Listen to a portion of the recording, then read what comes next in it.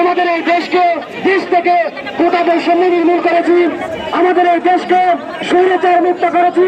ঠিক সেভাবে এই বাংলাদেশ থেকে ধ্বংসের এই বৈষম্য আমাদেরকে নির্মূল করতে হবে।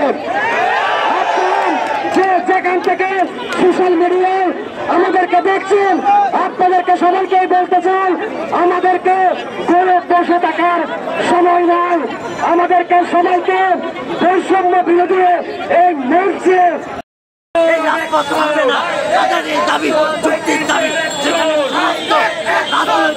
সমস্ত সুশীল সমাজ 35-এর পক্ষে, সেখানে শুধুমাত্র ছাত্রীদের কথায় এই 32 কখনো এই ছাত্র সমাজ মেনে নিতে পারে না এবং নিবেও না। কারণ সেই ব্যক্তিতেই আমরা রাজপথে আছি। 32-কে লাল কার্ড থেকে আন্দোলন চলমান।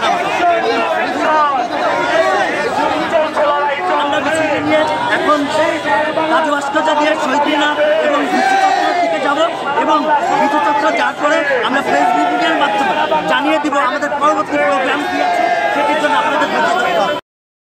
এই 32টাকে আমরা প্রত্যাখ্যান করেছি, ঘৃণাভরে প্রত্যাখ্যান করেছি। এই আন্তর্জাতিক স্ট্যান্ডার্ড অনুযায়ী আমাদেরকে 35 দিয়ে আমাদেরকে পরের টেবিলে বসার সুযোগ করে দেন। অন্যথায় আমরা এই রাজপথ ছাড়বো না। আমাদের 35 দাবি বাস্তবায়ন করে প্রজ্ঞাপন নিয়ে আমরা মাঠ ছাড়বো। কারণ আমরা এই দাবিটি অযৌক্তিক কোনো দাবি না, আমরা যৌক্তিক দাবির আন্দোলন। যৌক্তিক দাবির আন্দোলন না মেনে নিলে আমরা রাজপথ কখনো ছাড়বো না।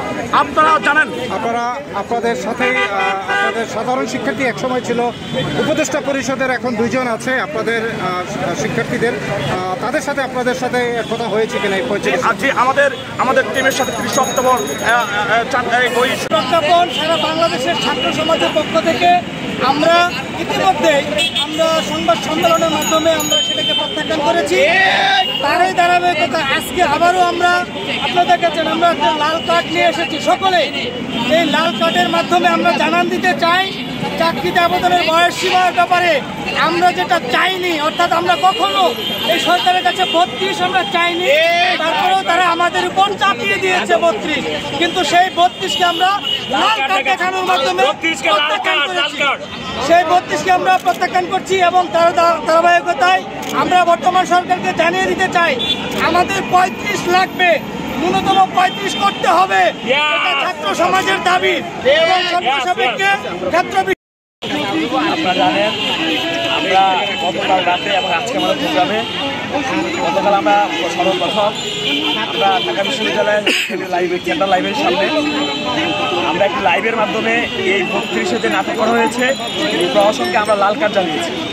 আজকে আমরা একতা সম্মিলিতভাবে একতাবদ্ধ হয়ে আমরা সারা বাংলাদেশের ছাত্র সমাজ শাহবাগ একতাবদ্ধ হয়ে সরকারের এই যে প্রহসনের নাটককে আমরা 32-কে লাল কার্ড জানিয়েছি। আপনারা জানেন আমরা দীর্ঘ 1 যুগের বেশি সময় ধরে এই 35-এর যে প্রাণ দাবিটি আমাদের, সেটা নিয়ে আমরা রাজপথে আন্দোলন সংগ্রামে রয়েছি। আমরা মামলার শিকার হয়েছি, আমরা হামলার শিকার